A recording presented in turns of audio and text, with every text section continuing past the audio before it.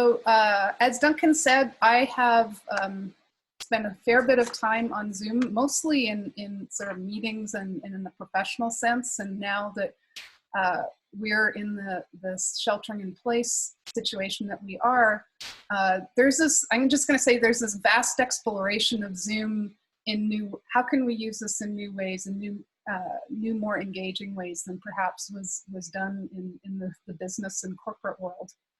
And so again, try and introduce as many of those as we can in this particular session.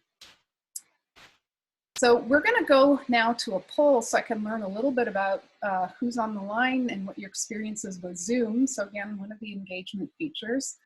So I'm just going to pull up the first poll to find out who's here on the line. And if you could be so kind to answer according to what hat you're wearing today. We'll give you a little bit of time to fill that in. Okay, still a couple more coming in. Okay, 3, 2, 1. All right, I'm going to end the poll and I'm going to share the results. So we can see we have a great community of community educators here, some K-12 teachers. They're already in there teaching on the classroom, some administrators, and so on. Great, and post-secondary, so welcome all. And we're going to do one other poll. And that is, I want to learn a little bit more about your experience with Zoom. And so here, just choose the option that best describes your experience. And let's see, yeah, let's see what we've got here in the Zoom room.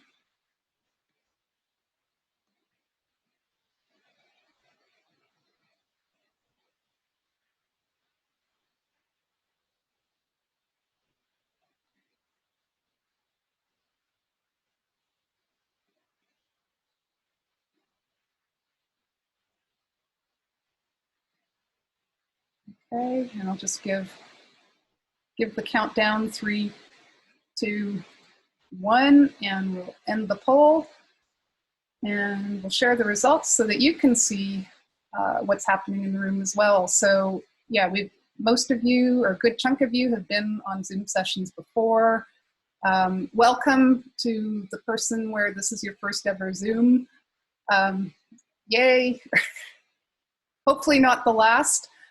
And a few folks of account who hosted meetings, great. And those of you who are experienced Zoom hosts and users, again, you are a resource here to this group. So if there's anything important you see that I've missed, please feel free to type things into the chat box or when we open to questions. All right, onwards.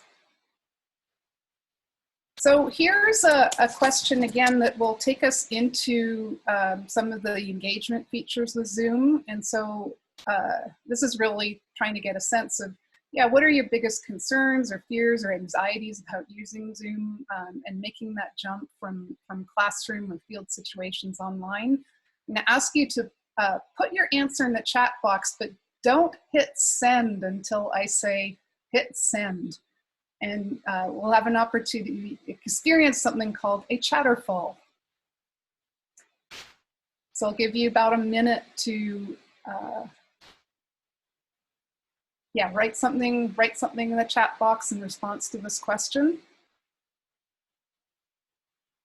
Just go with whatever's your gut instinct. It can be a little cryptic. Don't worry about it. And then once you're done, you could go down to your reactions bar at the bottom and click on thumbs up. And that way, I as a host know that you've answered the question and we're ready to say go. So Duncan, can you help me out here in terms of, I can't see everybody because I've got the PowerPoint on. Yeah, we've got a number of people giving the thumbs up symbol. All right, so let's go. Have a chatterful. Hit send. And I think the chatterpole, the waterfall of comments started coming a little bit before.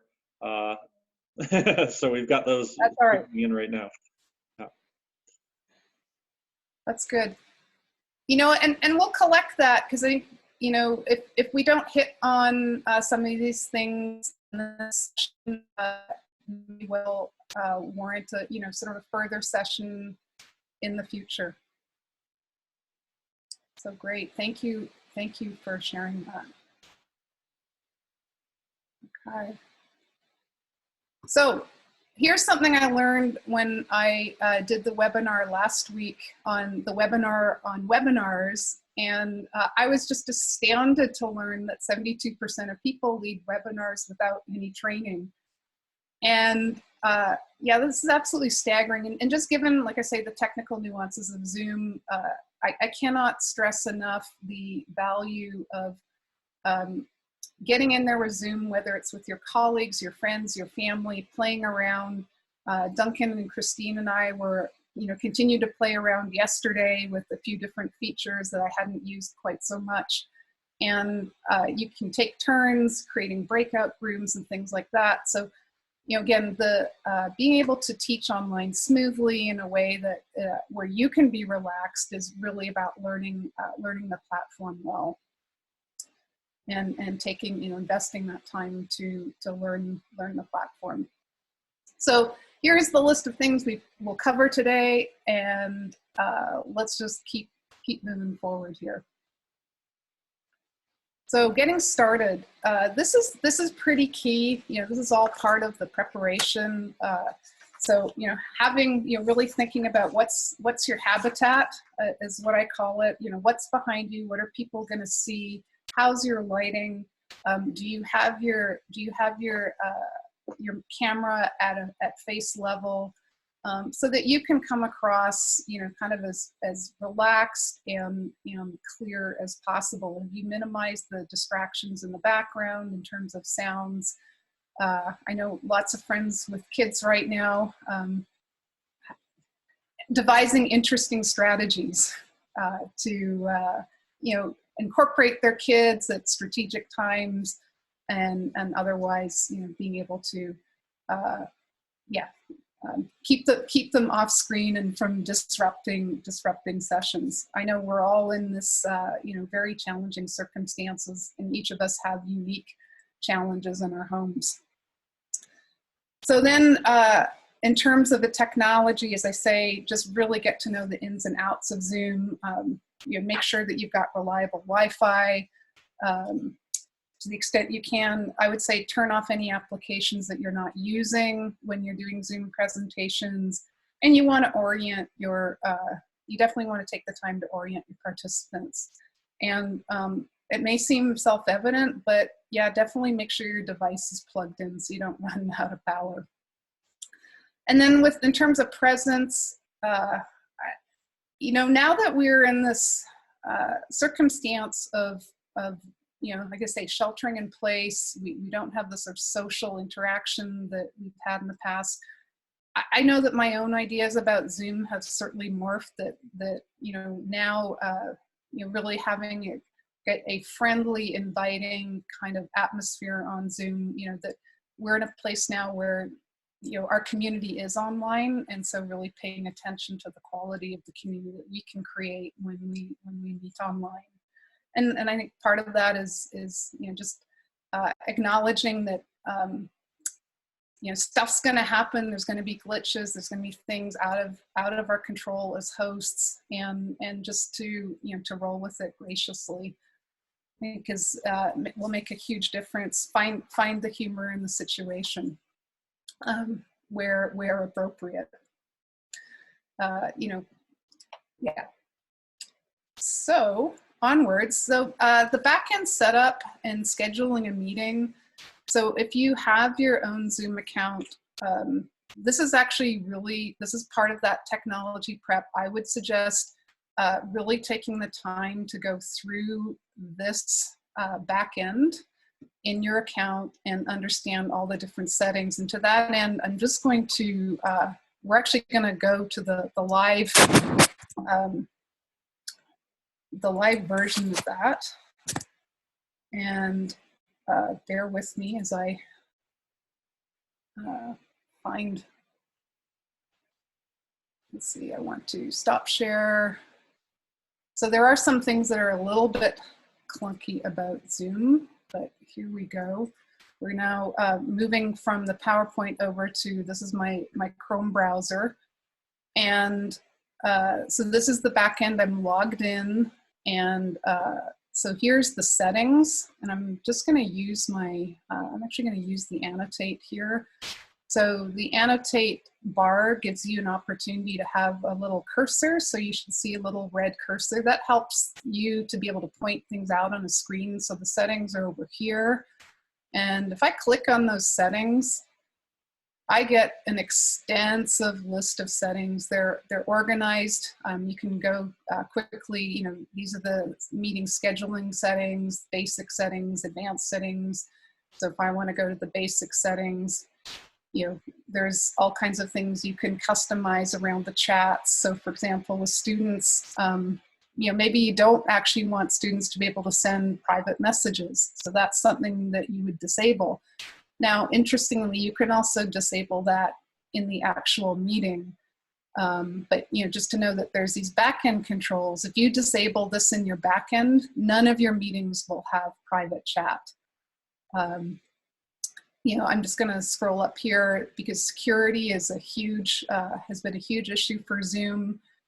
Passwords are now mandatory. You know, when you, in this account settings, are not mandatory, but they're set up automatically to be on, as is the, I believe, the waiting room.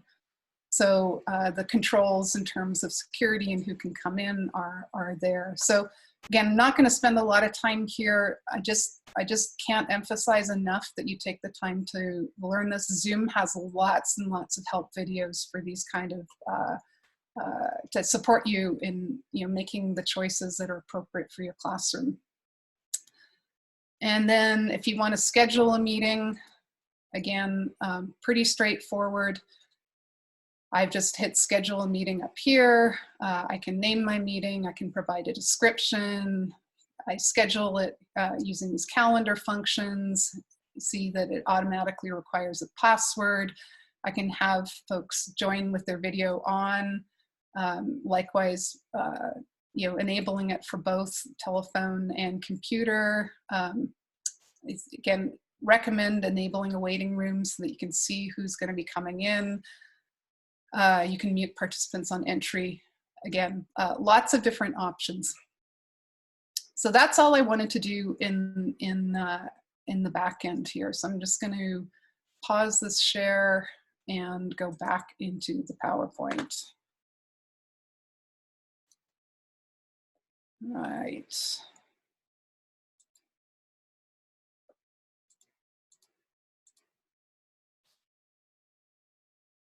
And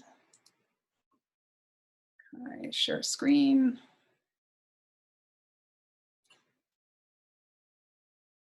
Share. Okay.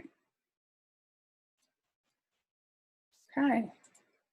So participant controls, we already touched on that. So now that we've worked with the back end, you can look at your own controls. And another note here, if you're joining from a mobile device, it's going to look different. The controls are going to be simplified. Like all things when they're on mobile, they're going to be buried. You know, different features will be buried under icons. And you know, if you're looking to have an interactive type session, would encourage your participants to join by a laptop or a desktop if they can.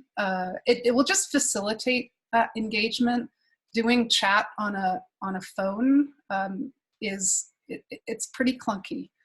So, you know, these are just considerations. It can be really helpful to know what kind of devices your participants are going to be joining on so that you can customize your engagement appropriately and so not cause frustration because things aren't working so easily. So again, we have this top bar with the recording icon, the views.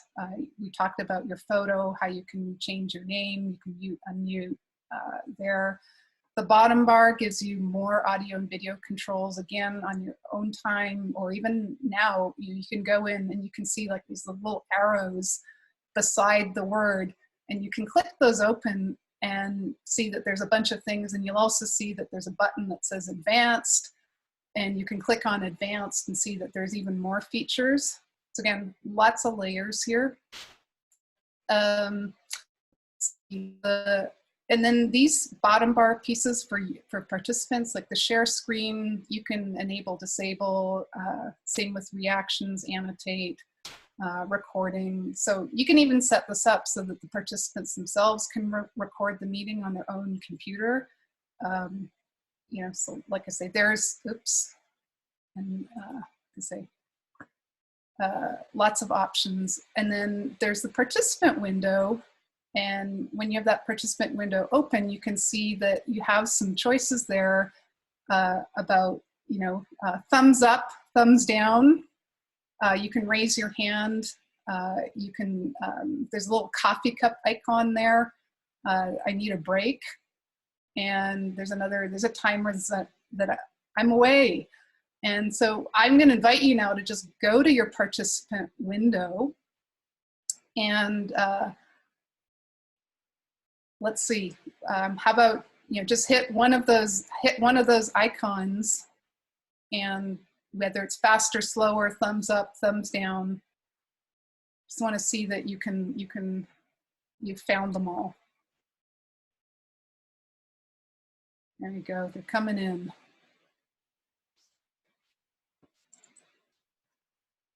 Okay. Yep, keep going. Right, so this is, and then if you're a host, you're going to get all of those controls plus the ones that I have highlighted here, where, you know, as a host, I can come in and I can actually rename somebody. I can, you know, mute them. I have a bunch of security features, which I'll show you in a moment. There's the breakout rooms. And even though I have, you know, Duncan and Christine as co-hosts, they don't necessarily have access to the breakout rooms. And of course I can end the meeting, and then I can, myself as a host or Duncan or Christine as co-hosts can control the audio and video for all the participants. All right, so Zoom is multimedia.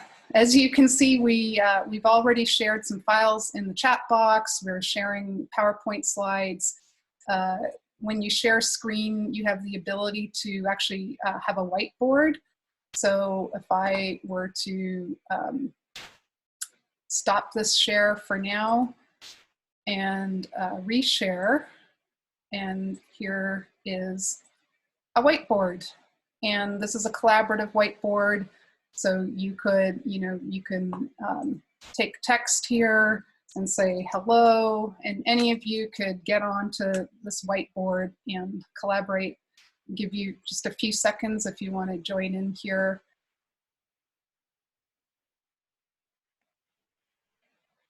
Is it working? So you have to hit annotate in the bottom in your menu bar. Yep.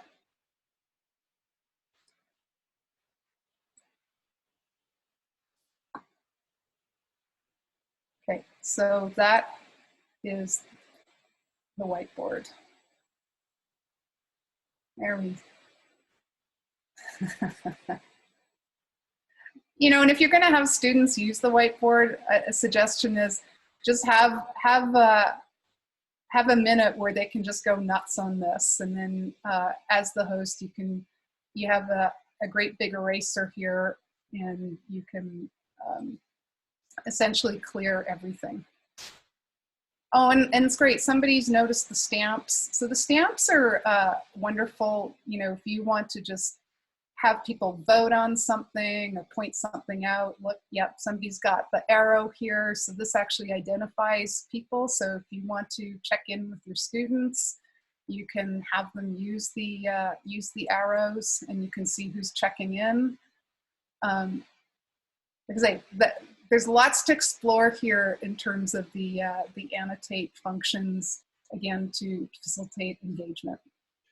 Yay, somebody just found annotate. Nice. Yeah, there's a few questions here I'm getting from people just on locate, Yeah. annotate, and how to get to the whiteboard. So I know that's more of a host function, I believe. So they're just, so I did share a link there so that people have it on from Zoom on annotation tools and how to use that, but yeah, comment on that. Yeah. And when you guys go, I realize, you know, again, I'm trying to pack way more in here than there is time. Just get so excited about all these different features. I'm going to put you into breakout rooms, and you'll see that you'll actually be able to share your screen in the breakout room. So one of you could share a whiteboard, and you could annotate inside of the breakout room. So I'm going to clear this. I'm going to stop share. Thank you. This was amazing. Clear all drawings, and I'm going to go back into the main deck and share the PowerPoint. All right. You can share videos. Duncan, maybe you can give me a time check here. I had a really fun video queued up here. What's your read? Well, we're at 11:30, so depending on how long, we could share the link to the video after if you want. Yeah, we can do that. But again, you know, it's easy to share videos. The main thing is that you want to just make sure that you've connected your computer to the sound settings so you get original sound. And that's also, if you want to do any kind of singing together, you probably, if you're on Facebook or social media, you'll see there's like choirs and karaoke and symphonies that are doing their music together remotely. Zoom does that. You just have to get your sound settings right for that. And then it allows you to also do collaborative apps. Again, we'll have a chance for you to try that out in the breakout rooms. So yeah, okay, breakout rooms, because I know that there's a lot of interest in this. So a host can set up the breakout rooms and basically take a class and put it into smaller groups. As a host, I can broadcast messages to the breakout groups at any time. I can drop into the breakout groups. I can move people in and out of them. And participants, when they're in the breakout groups, they can share screens with each other. They can ask for help, which notifies the host so that they can come into the room. They can use the chat box if it's enabled. Like I say, they can share, annotate, like use the whiteboard, or they can, you know what, they can leave the breakout room. So with that, let's see what that next, yeah, so this is what the breakout room controls look like if you go into them. It's quite intuitive. It shows you, you know, in this instance, they had 8 participants and the host says, yeah, I want 4 per room, but you have different choices. You can put 2 per room, 5 per room, or you can do it completely manually, or you can even set it up before the meeting starts if you know who's coming. This is what the manual room looks like, you know, in terms of checking box. Here's your participant list on the right-hand side. You check the boxes, you put them in a room. And let's see, and these are just some of the things you can do. So you can set a timer for the room for how long that they're going to be in there. You know, when they're going to close, and give them a heads up that the room is going to close. And then, of course, if you don't want people coming back to the main session, you would uncheck this box here. So yeah, lots of options. And there's Duncan in a breakout room we were playing around with yesterday.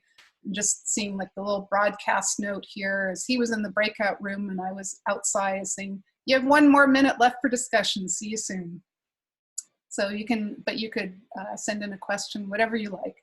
So we're actually going to move into breakout rooms now. And let's see, I have to get out of this.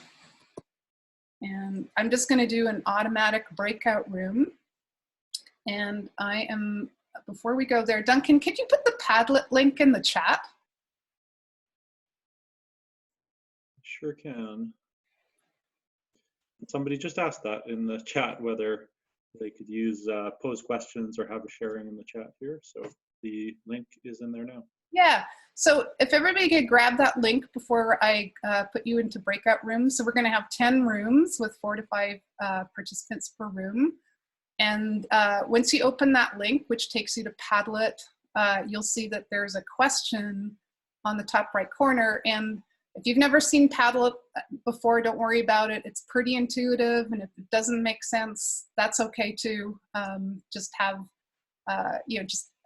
take a few moments to reflect on, what are my questions now about Zoom, and or any reflections you'd like to bring back based on what you've learned today. Okay, off to the breakout rooms. I'll give you about minutes there. It's going to be super short, more to get a chance to experience them. Okay, and off we go.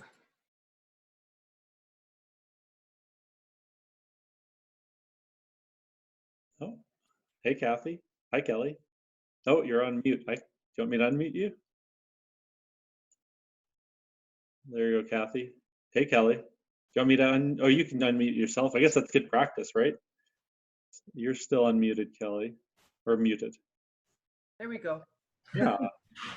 Hey, guys. Hi. Sorry about the glare from. I have a window in my office and I can't go anywhere else for today. But Looks beautiful. Look, you've got sun. I do. Yes. Do you guys know each other, Kathy and Kelly? No, I don't know. No. Where Are you from? from Cranbrook? I'm from Fernie. Oh, okay. I might have seen you at a workshop or something. Maybe, yeah. I do WildSafe BC in Fernie in the Elk Valley. Yeah. Oh, okay, right on. And how about yourself? I teach grade 1-2 at Steeples Elementary. Oh, fantastic. Mm-hmm. Awesome. I love the kindergarten, grade 1 and grade 2. They're the best. I know. I really miss them. Oh, me too. I'm like, oh. Yeah, I saw a few, Heather and Vanessa are online as well with us. Yeah. Head And I off. think Joanne from Golden. Oh, good. Yeah, so that's good. Yeah. So I was a terrible participant because I was busy chiming in responses in the chat to everybody, and I wasn't paying attention to what Ingrid had asked us to do here. Is she asking for us to comment in the Padlet? Is that true? Oh, yeah. How do you even use the Padlet? Like, So if you open up a new browser, like on Internet Explorer or Chrome or whatever, okay. and then in the chat, I posted a link. So you just copy and paste that link into your browser and just open it up like a regular web page. I know.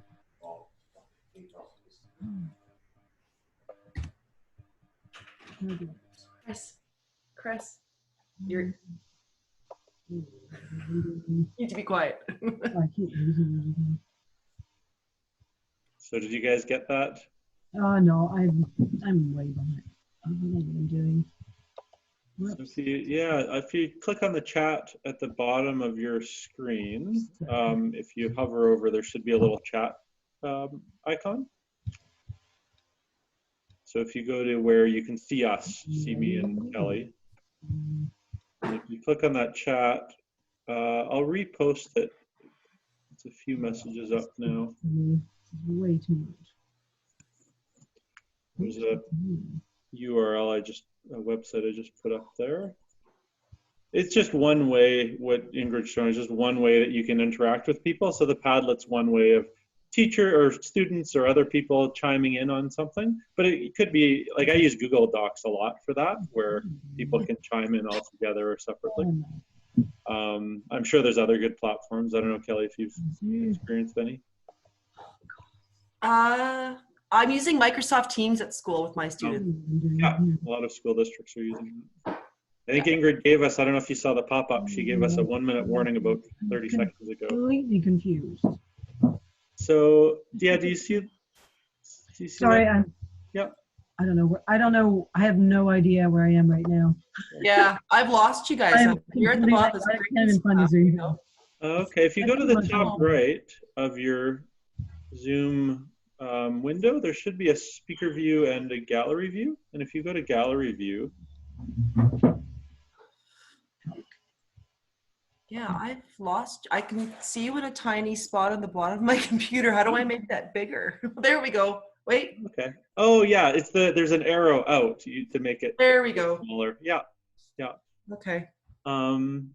Anyway, this was just kind of to model what the breakout rooms can look like. We've used them in a few ways, but we'll use them for the leadership clinic, the online leadership clinic in a few weeks, or next week, I guess. So it's just somewhere to like write comments like in these boxes? Yeah, you can make, oh yes, exactly, in the Padlet. Yeah, so just Okay. write questions, or it was just a Cool. way of showing that. Yeah, I think Ingrid's found that's really useful, a tool. So. So many tools out there though, right? Yeah, Padlet's a lot nicer looking than Microsoft Teams. Yeah, I bet. Yeah. Like there's no, you can't put backgrounds in. As far Yeah. Okay, welcome back all. And I realized, you know, and this is just one of those little things where Zoom can be a little bit of a hiccup. I was called into one of the breakout rooms and realized that everybody that was in the breakout room was muted. And so as a host, yeah, I actually should have unmuted everybody before sending you off into the breakout room. So I apologize for that. And like I say, those are kind of the little things where I'm gonna say practice will ingrain those things. And yeah, from time to time, yeah, there's still going to be little glitches. But hopefully that gave you an idea of, you know, what the breakout rooms could be like. So just moving on, I have some tools and tips here for classroom management. Really covered a lot of these things already in the presentation. So these are more here in the deck if you want to retrieve this afterwards. And we'll also send out a PDF of the slide deck so that you can access it. One of the things I didn't really cover too much here was about participant orientation and just really making sure that you've done tech checks of some kind with your participants and given them the information to be able to join in a good way and participate in a good way. You know, again, setting online class expectations. So you guys are all seasoned in what you do in face-to-face and in the field. No different in online, you know, there's going to be sort of rules and norms that you're going to want to develop. And, you know, by talking to each other and comparing notes, we'll be fairly quick up that learning curve of how to create good online classrooms.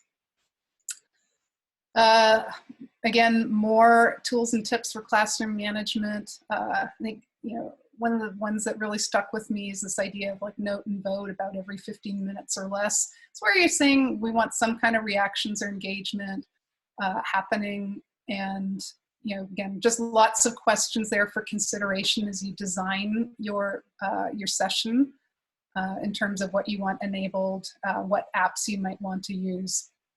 And then in terms of presence and connection, you know, yeah, the Zoom online just, it's great if you can put more energy into, you know, into your voice and, you know, modulate a little bit more because of the online transmission. Some of that can, like I say, can get lost. So it might seem a little exaggerated, but it's well worth, you know, kind of taking that stance because otherwise, you know, in that monotone place, people tend to drift off.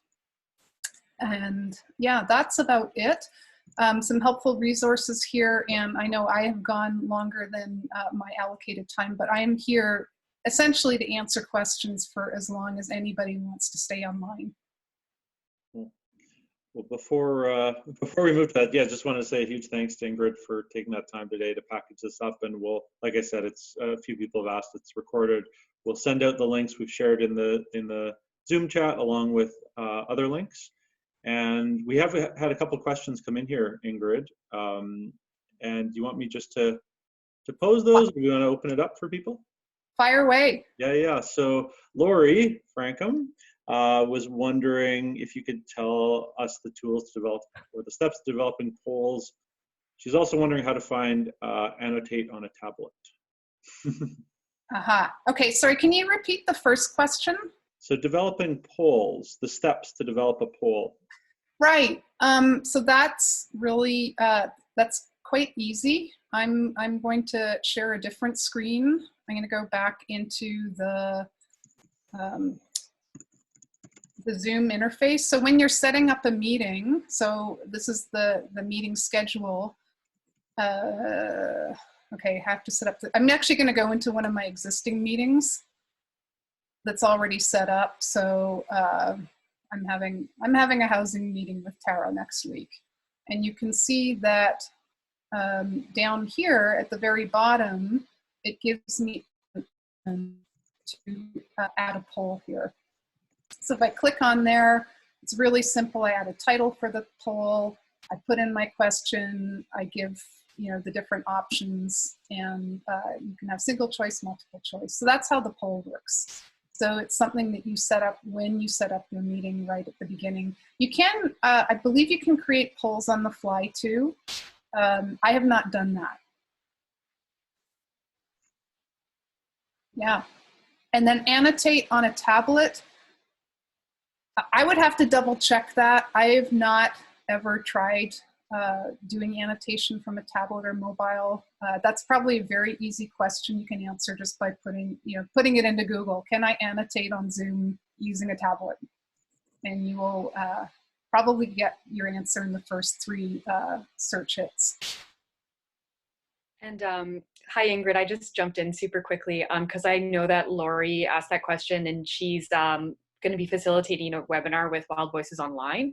For anyone who's doing them through Wild Voices with me, I will be creating the poll questions for you. So you don't actually need to worry about the setup of that on your end. But you can send any poll questions you want to ask during the presentation to me, and I'll make sure that they're in there. Just wanted to mention that for the CEs who, for the educators who are working directly with CBEAN, if you're wondering about what you're responsible on the back end, I'll actually be doing all of that pre-set up for you. That was all.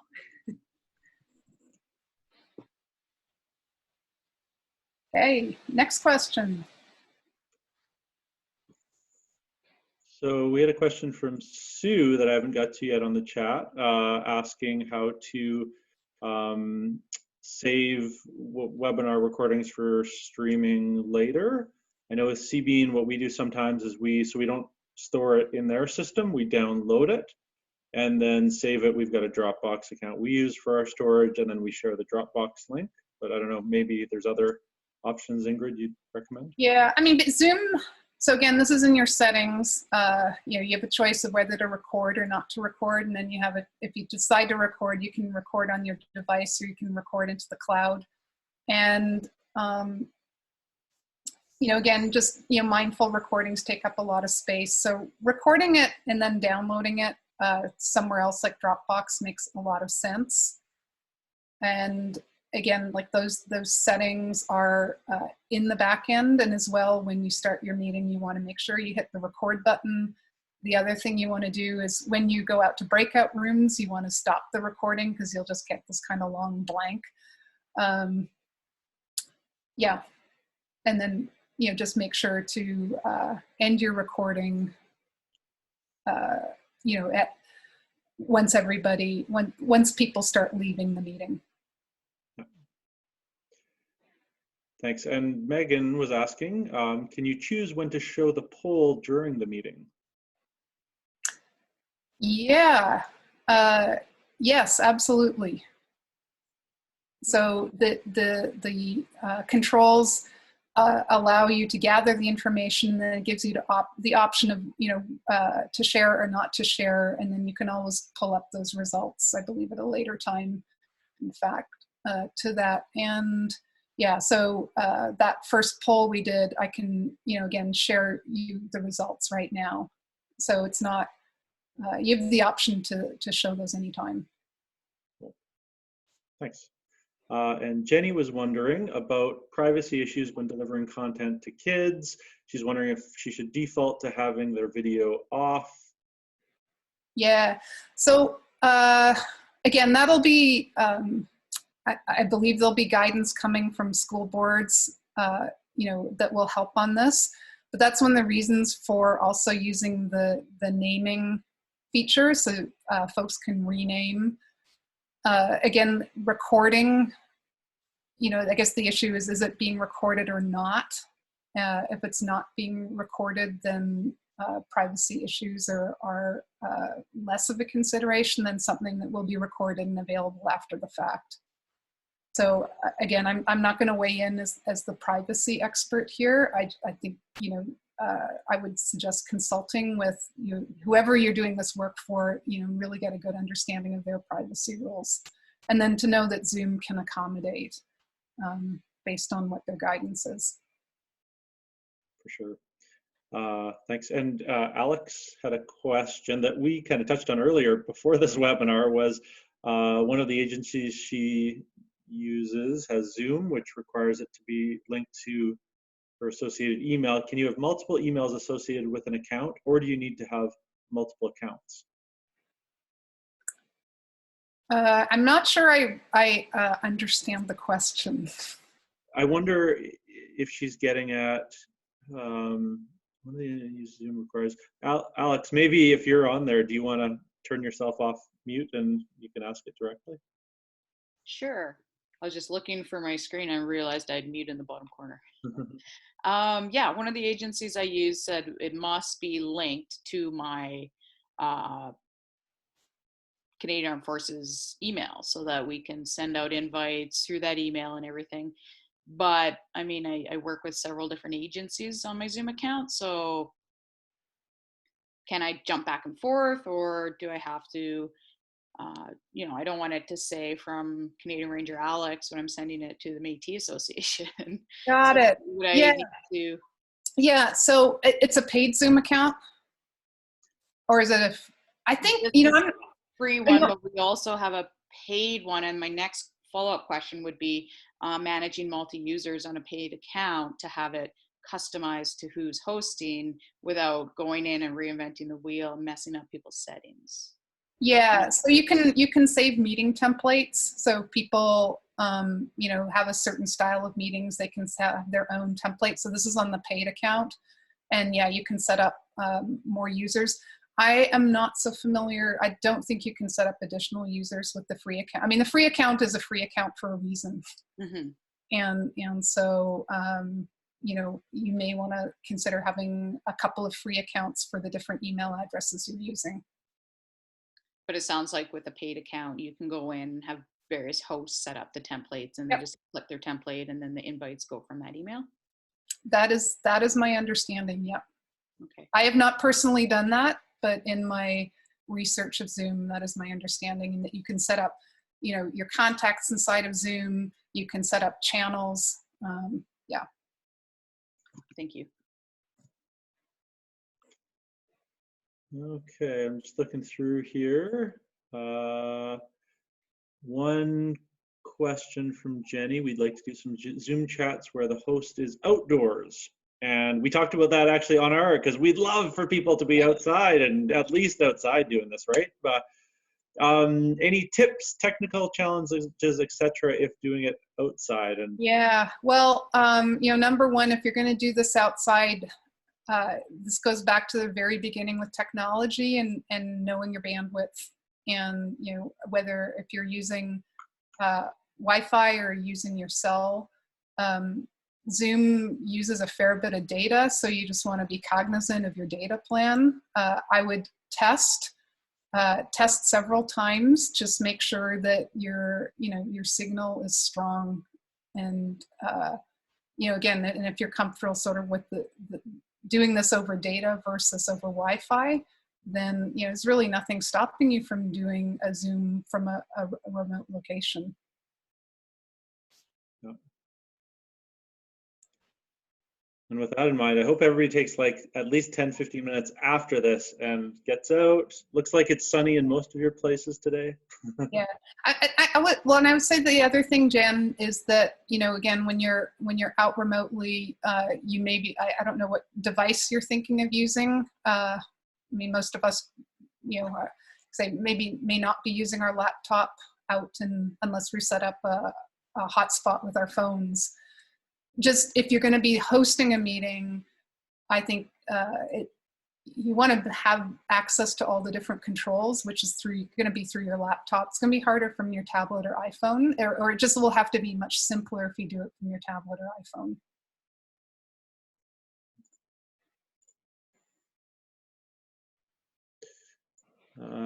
Okay, Ali D asks, how do you avoid feedback in audio when more than 2 people are unmuted? Well, there shouldn't be feedback on audio if those 2 people are in separate places. But if they're in the same room, yes, it'll be awful. The trick, if you're hosting, and this is where it's really great to have a co-host too. Like sometimes, like in this meeting we had, I don't know what our maximum participants was at any one point, Duncan, but let's say, you have 50 people in a meeting, somebody's got, audio going on in the background, you're trying to give a presentation, in the same time you're trying to find like, where is this noise coming from? And so this is where your co-host really comes in handy, who can monitor, and the Zoom panel will actually kind of show where the noise is coming from so that you can go and mute that person. And, and again, thinking about if your participants are youth, some of them might be a little bit more cheeky and be like, ha ha ha, she muted me, but I can unmute myself. But as a host, you can actually set it up so that person cannot unmute themselves, if they really are, a bit disruptive. So just throwing that in for consideration as well. And, if worst comes to worst, mute everybody and then just unmute yourself. And then I think the other thing that will come up is that people will join from 2 devices. So they might join from their laptop and their phone. I'm not always sure why that happens, but it does happen. And so you need to mute the microphone and the sound on one of your devices. Otherwise, you will get really horrible, heinous feedback.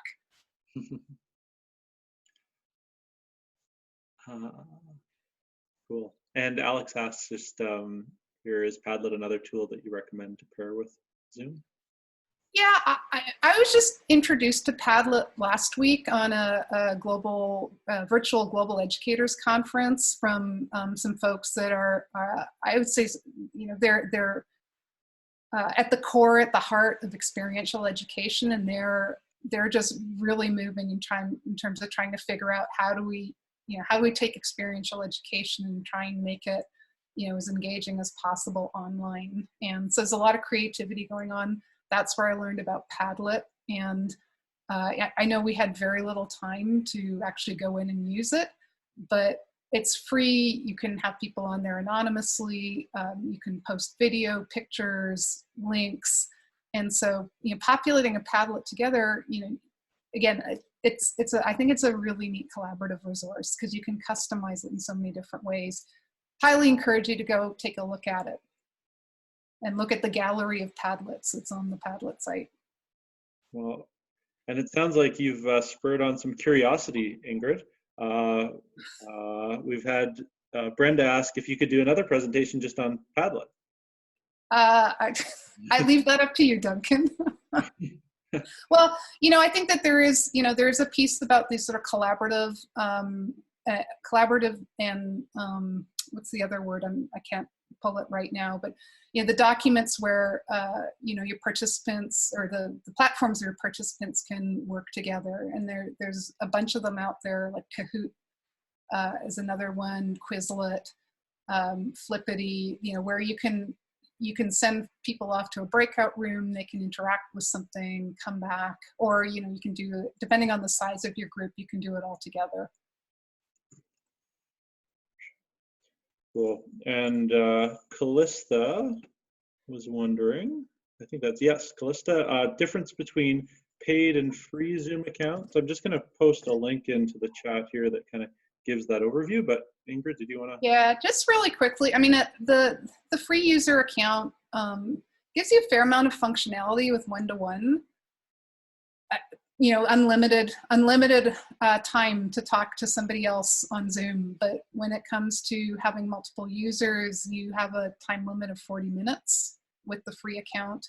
And off the top of my head, I can't remember sort of some of the limitations compared to a paid account. But if you're going to be doing, if you're going to be doing sessions with people, I mean, generally speaking, they're going to be more than 40 minutes. So you'll be wanting to look at a paid account, and really for what it offers you, I think it's actually pretty. Personally, I think it's a pretty reasonably priced platform. And I'll take the risk of putting this out there, but CBean has a paid account. For CBean members, I'd be happy to offer you access to go in and play around with what it looks like on the paid account side. If you want to have a look at all, or email me, call me if you have questions on that too. Yeah, and Duncan, I'm probably speaking out of turn here, but just to say, and maybe just setting up some practice sessions where educators can get together and play around with the different features. Yeah. Within our kind of collective peer group, because there's nothing like, kind of getting into that host mode and putting up a PowerPoint and then sort of realizing, like, oh, okay, so this is what it looks like. For sure. And I see Krista put her thumb up there. I think Christine, for our community educators on the call here who are doing Wild Voices online presentations, I think she is going to set up some opportunities. I don't know, Christine, if you wanted to touch on that too. Yeah, I'm going to be setting up some sessions where we can join in to specifically test out the webinar version, because it is a little bit different. There's reduced functionality for the people participating. So I'm going to be setting up some time specifically to sort of check that out, how Zoom sets it up differently when it's a webinar, as opposed to what this is, which is a Zoom meeting. And then, so I'll have that as an option for the educators who are joining for Wild Voices, but I think there could definitely be some opportunity just for anyone who thinks that they might be hosting in the webinar version of Zoom. I might be able to open that up to other folks as well, to sort of have a learning opportunity there. So perhaps I'll type my email in the chat so that you can send me a message after to let me know if that's something you're interested in. Yeah. Yeah. If you're one of the Wild Voices folks already, I'll be in touch with all of you about that specifically. But if you're not doing things with Wild Voices, you're looking for your outside purposes, then there could be some opportunity for you to join in there too. Yeah, and I guess I just realized I was remiss in not addressing the difference between meetings and webinars. Again, the meetings are the version of Zoom that offer the most opportunity for participant engagement. The webinars are definitely more about those who are interested in information out, with more limited engagement from the participants.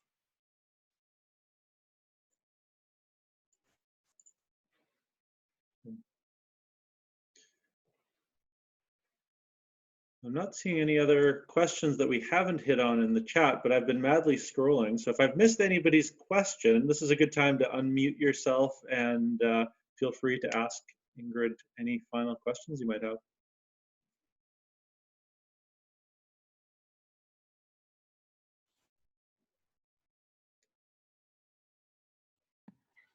Hi, this is Jessica. I'm just wondering if there's strategies for working with younger audiences. How young? Well, like elementary school. Yeah, I would suggest, you see in the helpful resources, I have referred to OutSchool. Okay. You might want to look at OutSchool because they're kind of looking across the spectrum, kind of not quite K to 12, but I think 1 to 12. Mm-hmm. And they actually have a template that sort of talks about attention spans and sort of what tools are sort of appropriate to enable at different age levels, and when it comes to online classrooms. Okay, awesome. Thank you. I just also was curious if through CBean, if there is going to be any further specific webinars or Zoom meetings around that specifically, like outdoor education strategies through Zoom, or more specific to engaging kids in a live chat or webinar. For sure. Yeah, everything's pretty emergent right now. We are working closely, not just with our members to provide these, but with our partners. So Green Teacher and the North American Association for Environmental Ed. We're partnering with them on hosting webinars. There is one coming up this afternoon. I just posted the webinar link in the chat that focuses on, like, how do you actually take this place-based education, outdoor education that we all work in, and adapt it to a virtual setting. And so they're going to be going through that, and I'm sure there will be more that we will post. So you know, we'll share those. If you're not signed up for our newsletter, we are providing people, because things are changing so quickly, with a weekly update. Just these are the new opportunities and online events, as we're calling them now, that you can be part of. So and if you have ideas or needs, you know, of course, get in touch anytime. Awesome. Thank you so much, you guys. Yeah, well, Duncan, final words here. Yeah, you know, I think it's noon my time, noon your time, 11 o'clock lots of other people's times, but yeah, why don't we wrap it up? We will send out the links and the recording, and if you have questions, you know, get in touch. If I don't know the answer, you know, Ingrid's only a text or phone call away. Yeah, and again, yeah, if you have, find yourself waking up in the middle of the night, kind of going, well, what about, yeah, definitely be in touch. Yeah, for sure. And I should put a plug in too, because Ingrid's going to be co-hosting an amazing webinar next Friday called The Art of Participatory Leadership. I know a few of you have been part of that. This is the third and final session, but you don't have to have been to the first two to attend this one. And it's about practical tools to addressing complex issues like what we're dealing with now, or things like climate change, with amazing groups of people. I don't know if, Ingrid, you wanted to put a little plug. Yes, I mean, I'm there as a co-host, more in a supporting role, but we do have the pleasure of having some very wise and seasoned elders from the Art of Hosting body of knowledge, and you know, which is all about facilitating and encouraging participatory leadership and participatory leadership tools and techniques.